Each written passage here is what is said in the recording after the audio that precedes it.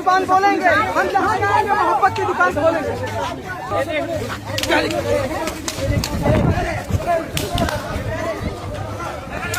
तो मंजिल पाए कैसे, पसीने की बूंदों से हम सपने।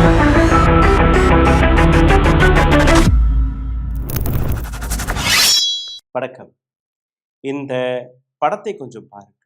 ஒரு நபர் அம்பேத்கர் அவர்களுடைய சிலைக்கு கீழே கொடையை பிடித்து கொட்டுன்னு கொட்டக்கூடிய அந்த மலையிலும் அஞ்சாமல் தைரியமாக மீசையை முறுக்கிக் கொண்டு அமர்ந்திருக்கக்கூடிய இந்த நபர் பெயர் சந்திரசேகர் ஆசாத் ராவ், ஒரு எம்பி. இந்த நாட்டின் பல தலித்களுடைய hero, Bhim army chief Chandrasekhar.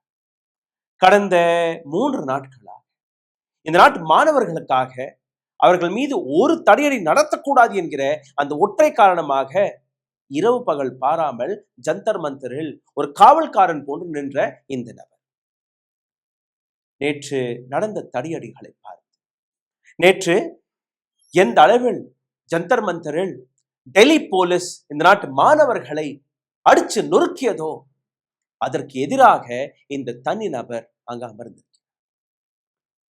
ஒரு நபர் இந்த நபரை தொடக்கூட முடியவில்லை. பார்லிமெண்ட் வளாகத்திற்குள்ள இவருடைய போராட்டம் தொடங்கி இருக்கிறது. நேற்று இரவு 11 மணியிலிருந்து இந்த நபர் தன்னுடைய போராட்டத்தை பார்லிமெண்டிற்குள்ளேயே நடத்துகிறார். அம்பேத்கர் சிலைக்கு ஒரு கொடைதான் இருந்தது. நைட்டு அப்படியே மழை அடிக்கும் போது ஏதோ ஒரு சாக்கு மூட்டையை ஒரு டெம்பரரி டென்ட்டாக போட்டு அங்கே உட்காந்து. No, this is also one MP, this is also one leader. இன்னொரு பக்கம் ஜலியாவாலா பாக் எனக்கு ஞாபகத்தில் இருக்கு. ஜெனரல் டயர், நேற்று யார் அந்த ஜெனரல் டயர் டெல்லியில் இருக்கக்கூடிய மாணவர்கள் மீது தடியடி நடத்தியது? பாருங்க இந்த காட்சிகளை. மண்டை உடைஞ்சு அப்படியே ரத்தமாக கொட்டி கொண்டிருக்கிறது. யார் இந்த ஜெனரல் டயர்? இது நமக்கு தெரியாது. போலீஸ் செய்தது அராஜகம் மற்றும் கிடையாது, அடக்குமுறை மற்றும் கிடையாது. வெள்ளையர்கள் எந்த சதிவேலையை பார்த்தார்களோ, இந்த நாட்டு மக்கள் கையிலேயே தடியை கொடுத்து இந்த நாட்டு மக்களை அடிக்க சொன்னார்களோ, சம்பளம் போட்டு கொடுக்கிறோம், உத்தியோகம் போட்டு கொடுக்கிறோம். அந்த சம்பளத்திற்காக ஒரு இந்தியர் இன்னொரு இந்தியரை அடித்துக் கொன்ற அந்த காட்சிகளை நாம் வரலாற்றில் பார்த்தது. அந்த வரலாறு மீண்டும் ஒரு முறை ரிப்பீட் ஆகி, ஜலியாவாலா பாகில் அவர்கள் கையில் துப்பாக்கி இருந்தது, இவர்கள் கையிலும் துப்பாக்கி இருந்தது. ஆனால் அந்த தோட்டா கண்ணீர் புகை கொண்டு கொள்ள தோட்டா, அவ்வளவுதான் வித்தியாசம். கொஞ்சம் இவர்களுக்கு இடம் கொடுத்தீர்கள்னா, நேற்று டெல்லியில் பல ஆயிரக்கணக்கான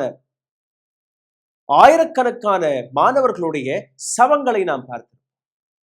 சந்திரசேகர் ஆசாத் போன்ற நபர்கள் இன்னைக்கும் இந்த சொசைட்டியை காவல்காரர் போன்று காப்பாற்றி கொண்டிருக்கிறார்கள். அதனால்தான் இன்னைக்கு மறுபடியும் இந்த நபர் அங்க உட்கார்ந்திருக்கிறார்.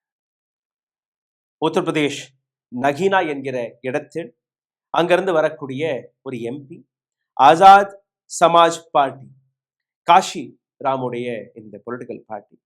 சந்திரசேகர் ஆசாத் டாக்டர் BR அம்பேத்கருடைய இந்த சிலை பார்லிமெண்ட் ஹவுஸ்குள்ள இருக்கிறது.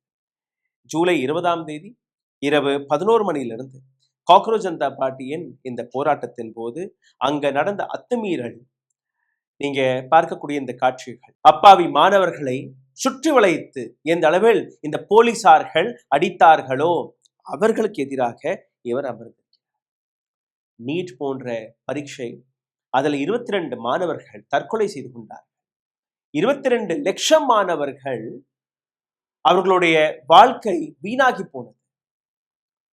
1.5 கோடி மாணவர்கள் காம்படிட்டிவ் எக்ஸாமினேஷன் இதே பேப்பர் லீக் வழியாக அவர்களும் தன்னுடைய வாழ்க்கையை இழந்து விட்டார்கள். அனைத்திற்குமான காரணம் யார்? ஒற்றை நபர் தர்மேந்திர. அவருக்கு அடைக்கலம் கொடுக்கக்கூடிய நபர் யார்? இவரும் ஒற்றை நபர் நரேந்திர மோடி. ஜெனரல் டயர் யார்? அமித்ஷா. வெள்ளையர்கள் அவர்களுடைய உத்தரவுப்படி ஜெனரல் டயர் அப்பாவி இந்தியர்கள் மீது துப்பாக்கி சூட்டை நடத்தினார். இதே போன்ற ஒரு வெள்ளைக்காரன் இந்த நாட்டை ஆண்டு கொண்டிருக்கிறான். ஒரு குஜராத்திய டீம் இந்த நாட்டை ஆண்டு கொண்டிருக்கிறார். நரேந்திர மோடி அண்ட் அமித்ஷா. இந்த 2 நபர்கள் நேற்று நடத்திய அந்த லாட்டி சார்ஜ், டியர் கேஸ், இந்த அனைத்து காட்சிகளுமே ஒரு 2 நிமிஷத்துக்கு பாருங்க, உங்களுக்கு புரிய வரும். அங்க எந்த அளவில் மாணவர்கள் உதை வாங்கினார்கள், அடி வாங்கினார்கள், லாட்டி சார்ஜ் அவர்கள் மீது நடந்தது பாருங்க.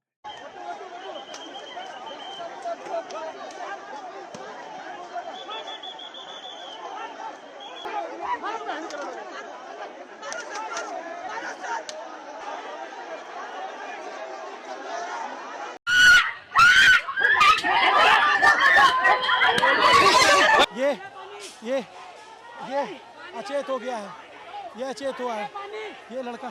நேற்று நடந்த அந்த தாண்டவத்தை பற்றி சந்திரசேகர் இந்த போராட்டத்தை எப்படி நடத்தி வருகிறார், அவருடைய வார்த்தையில் நீங்க கேளு. आपने पिछले एक महीने से इस देश के सोए हुए युवाओं को जगाने के लिए काम किया। आज आप मैदान में आए हो तो खाली हाथ नहीं जाना है। हम जिम्मेदारी नहीं दिखाएंगे तो पुलिस को या किसी और को 1 मिनट लगेगी हमारे प्रोटेस्ट को कमजोर करने के लिए। मैं आपसे आग्रह कर रहा हूं, आप शांति बना के रखो। पुलिस के लोगों से मेरा कहना है, पुलिस किसी पर लाठी ना चलाए। ராகுல் காந்தி நேரடியாக இன்னைக்கு அடிபட்டு கிடக்கக்கூடிய அந்த மாணவர்களை சந்திக்க சென்றார் மருத்துவமனைக்கு. அதற்கு மேல் இன்னைக்கு பார்லிமெண்ட்ல இருந்து ராகுல் காந்தி பேசிய அந்த வார்த்தை, இந்த நாட்டு கோலை பிரைம் மினிஸ்டர் அங்க பார்லிமெண்ட்ல இருந்து நேற்று ஓடிய அந்த காட்சியெல்லாம் நாம் பார்த்தோம். ஓட்டம் பிடித்து விட்டார் நரேந்திர மோடி. அவரை பாதுகாப்பதற்காக லட்சக்கணக்கான மாணவர்களுடைய அந்த வாழ்க்கையை இருட்டறையில் தள்ளிவிட்ட பிஜேபி இன்னைக்கு அமைதியாக, காங்கிரஸ், சமாஜ்வாதி பார்ட்டி, ஆம் ஆத்மி பார்ட்டி, இந்த அனைத்து கட்சிகளுடைய தலைவர்கள் இன்னைக்கு ஆங்காங்கே தன்னுடைய போராட்டங்களை, தன்னுடைய எதிர்ப்புகளை எடுத்து வைத்துக் கொண்டு, எதற்காக நான் இந்த போராட்டத்தை ஜலியாவாலா போராட்டத்துடன் நான் ஒப்பிட்டு பார்க்கிறேன். அன்னைக்கும் ஒரு அடக்குமுறைக்காக, அன்னைக்கும் மக்களை அடக்குவதற்காக ஜெனரல் டயர் கொடுத்த அந்த ஆர்டர், இன்னைக்கு அமித்ஷா என்கிற ஒரு புதிய ஜெனரல் டயர், தனக்கு எதிராக யாருமே கேள்வி கேட்கக்கூடாது. இன்னும் எத்தனை போராட்டங்களை நாம் பார்க்க போகிறோம். விவசாயிகள் மீது ஜீப் ஏற்றி நசுக்கிக் கொன்றார்கள். விவசாயிகள் மீது வாட்டர் கேனனை வைத்து இதே கண்ணீர் புகை குண்டுகளை போட்டு, ரப்பர் குண்டுகளை போட்டு அவர்களை நீங்க அடிச்சு நொறுக்குனீர்கள். இந்த நாட்டு பெண் வீராங்கனைகள் தன்னுடைய மானத்திற்காக, தன்மானத்திற்காக, ஒரு பெண்ணுடைய மிக முக்கியமான விஷயம் என்ன சார்? கருப்பு தானே. பிரிஜ் பூஷன் சரண் சிங் என்கிற ஒரு மிருகம் இன்னைக்கும் பிஜேபியில் இருக்கிறான். இந்த பெண் வீராங்கனைகளுடைய மார்பை தொட்ட அந்த மிருகம், இதே பிஜேபியினர்கள் அவனை பார்லிமெண்டில் அழகு பார்த்து கொண்டிருந்தார். இதே கோமாளி, இதே கோலை பிரைம் மினிஸ்டர், அவருக்கு முன்பு இந்த நாட்டு பெண்கள் போராடி பார்த்தார். ஆனால் இந்த கோமாளி ராஜாவிற்கு எதுவுமே தெரியும். அந்த நபரை பார்லிமெண்டில் அழகு பார்க்கக்கூடிய வேலையை இந்த பிஜேபி பார்க்க, பெண்களுடன் தரதரவென்று அவர்களுடைய முடியை பிடிச்சி இழுத்து தூக்கி போட்ட போலீஸ் தான் இன்னைக்கு இருக்கிறது. வெள்ளையர்களுக்கு எப்படி இந்தியர்கள் போலீஸாக மாட்டிக்கொண்டார்களோ, ஒரு இந்தியர் இன்னொரு இந்தியரை அடிச்சு நொறுக்கக்கூடிய வேலையை அன்னைக்கு ஜெனரல் டயர் செய்தார். இன்னைக்கு அதே சில்லறை பணத்தை தூக்கி போட்டு அப்படியே ஆடையை கொடுத்து, யூனிஃபார்மை கொடுத்து அடிச்சு நொறுக்குங்க. நேற்று நடந்த அந்த கலவரத்திற்கான காரணம் RSS பிஜேபியின் குண்டர்கள். எப்படி? 2 படங்களை பாருங்க. இந்த ட்ரக் படத்தை பாருங்க. இதுல நிறைஞ்சு இருக்கக்கூடிய இந்த கற்கள், போலீசார்கள் அங்கதான் நிற்கிறார், RAF அங்கதான் நிற்கிறது, CRPF அங்கதான் நிற்கிறது. இவர்கள் தான் அந்த ட்ரக்கை கொண்டு வந்தார்கள். காலை 6:30 மணியிலிருந்து அங்க கற்கள் வந்து நிற்கிறது. எதற்காக கொண்டு வந்தார்கள்? யாருடைய உத்தரவுப்படி இந்த கற்கள் அங்க வந்தது? யாரை அடிப்பதற்காக இந்த கற்கள் வந்தது? இப்போ போலீஸோட நிரட்டு, மாணவர்கள் எங்கள் மீது கற்களை எடுத்து அடிச்சார்கள். இன்னொரு படத்தை காட்டுகிறேன். இந்த பிளாட்ஃபார்ம்ல உட்கார்ந்து இருக்கக்கூடிய நபர்கள், இவர்கள் போராட்டக்காரர்கள் கிடையாது. இவர்கள் கையில் இருக்கக்கூடிய அந்த தடியை பாருங்கள். யார் இந்த தடியை கொடுத்தார்? இந்த நபர்கள் அங்க வந்திருக்கக்கூடிய அப்பாவி மாணவர்கள். எந்த விதமான ஆயுதமும் கிடையாது, எந்த விதமான சட்டத்தையும் கையில் எடுக்கவில்லை. அமைதியாக தான் போயிருந்தார். காலையிலிருந்து காலை 9 மணியிலிருந்து இந்த நாட்டு மாணவர்கள் தடியடியை வழியை பொறுத்து கொண்டு மகாத்மா காந்தியின் வழிகள் அமைதியான முறைகள் அடிச்சுக்கோங்க, அழுகிறாங்க, கதறாங்க, ஐயா சாமின்னு கையெடுத்து கும்பிடுறாங்க, காலில் விழுகிறாங்க. எல்லா காட்சிகளும் நீங்க பார்த்து கொண்டிருக்கீங்க. அந்த கண்ணீர் புகை கொண்டு நீங்க பார்த்தீர்கள்னா உங்களுடைய கண்ணு மட்டும் எரியாது, ஒட்டுமொத்த உடம்பை தீப்பற்றி எரியும்படி இருக்கும். அதெல்லாம் தாங்கி கொண்டு இந்த வரிசையாக உட்கார்ந்து இருக்கக்கூடிய அந்த குண்டர்கள் இவர்கள் இந்த கற்களை எடுத்து அடிச்சிருக்கிறார். போலீஸ் மீது வந்த அந்த கற்கள் அது ஒரு சாக்கு, ஒரு எக்ஸ்கியூஸ். இந்த மாதிரி மாணவர்கள் போலீசார்களையே அடிச்சு விட்டார்கள். மாணவர்கள் கிடையாது, ஆர்எஸ்எஸ் பிஜேபி வளர்த்து வந்த அந்த குண்டர்கள், பஜரங் தள், விஸ்வ ஹிந்து பரிஷத் ஏவி விட்ட குண்டர்கள், அவர்களால் தான் நேற்று இந்த கலவரம் வெடித்து. கலவரம் என்கிற பெயர்ல ஒரு தவறான நெரேட்டிவை செட் செய்து ஒரு ப்ரொபகண்டா வழியாக இன்னைக்கு ஒட்டுமொத்த மீடியா ஹவுசஸ்கள் இதை எடுத்து காட்டி வருகிறார்.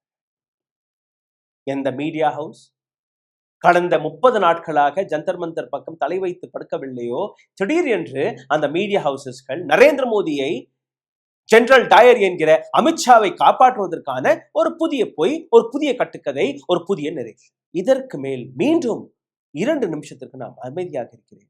அங்க நடந்த அட்டூழியங்கள், அங்கிருந்து வந்த அந்த படங்களை பாருங்க.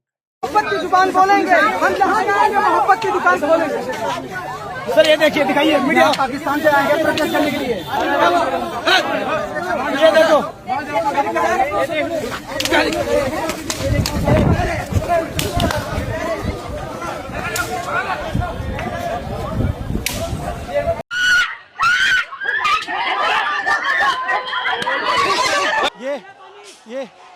ये अचेत हो गया है, ये अचेत हुआ है ये लड़का।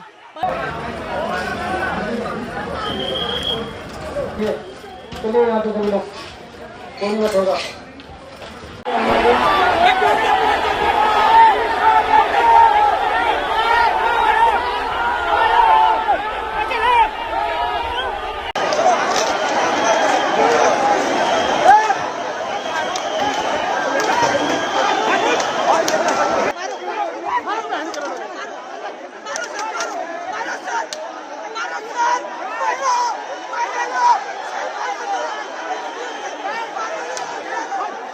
சந்திரசேகர் ஆசாத் இவருடைய பேருக்கு ஏற்றபடி இன்னைக்கு இவருடைய செயலும் இருக்கு.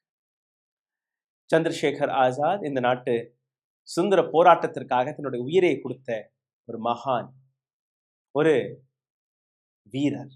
எந்த கோழைகள் ஆங்கிலேயர்களுடைய பூட்டை பாலிஷ் செய்து கொண்டிருந்தார்கள், எந்த கோழைகள் ஆங்கிலேயர்கள் தான் இருக்க வேண்டும் என்று அவர்களிடம் பென்ஷன் வாங்கி கொண்டிருந்தார்கள், எந்த கோழைகள் இந்த நாட்டு சுதந்திர போராளிகளை பற்றி வெள்ளையர்களிடம் துப்பு கொடுத்து வந்தார்களோ, அந்த கோழைகள் தான் இன்னைக்கு இந்த நாட்டு அரசாங்கத்தை ஆண்டு வருகிறார்கள். இதற்கு மேல் டெமோக்ரஸியை இந்த நாட்டில் நீங்க எதிர்பார்க்காதீர்கள். இதற்கு மேல் இந்த நாட்டு கான்ஸ்டியூஷனை மதிப்பார்கள் என்று நீங்க எதிர்பார்க்காதீர்கள். இதற்கு மேல் இந்த நாட்டு சட்டம் வேலை பார்க்கும் என்று நீங்க எதிர்பார்க்காதீர்கள். இதற்கு மேல் சுப்ரீம் கோர்ட் இந்த நாட்டு அரசாங்கத்தை தட்டி கேட்கும் என்று எதிர்பார்க்காதீர்கள்.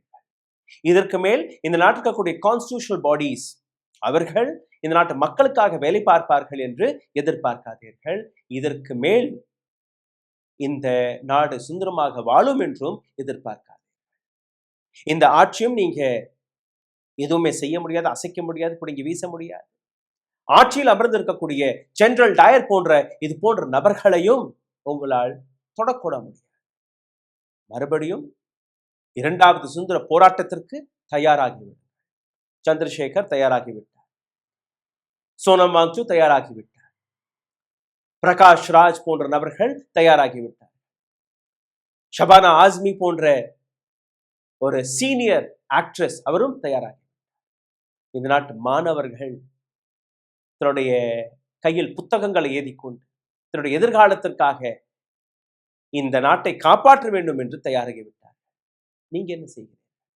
வீட்டில் இந்த வீடியோக்களை பார்த்து உணர்ச்சி வசப்படுகிறீர்களா? அதற்காக இந்த வீடியோ போடல, அதற்காக இந்த காட்சிகளையும் காட்டவில்லை.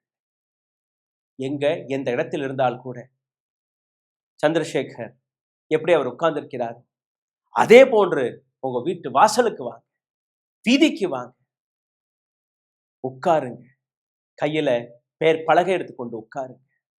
Dharmendra Pradhan, Narendra Modi should resign. இதுதான் உங்களுடைய கேள்வியாக இருக்கு. நன்றி, வணக்கம். ஓ, அப்ப அந்த மிஸ்டர் அண்ட் மிஸ்ஸஸ் பெர்ஃபெக்ட் உண்மையிலேயே வர்த். நரம்பு தளர்ச்சியிலிருந்து விடுபட்டு உடம்பு ஒரு புது வீரியம் பெற மா நேச்சுரல்ஸோட மிஸ்டர் பெர்ஃபெக்ட்ட யூஸ் பண்ணுங்க. ஊடகம் கார்ப்பரேட் அரசியல்வாதிகளின் கைப்பாவையாக அடிமைகளாக இருந்தது போதும். இனி சாட்டை எடுத்து சுழற்றும் நேரம் வந்துவிட்டது. ஊடகம் பொதுமக்களாகிய உங்களுக்காக, உங்களாலேயே இயக்கப்பட வேண்டும். ஊடக சுதந்திரத்திற்காக உங்களின் பங்களிப்பை இன்றே அளித்திடுங்கள்.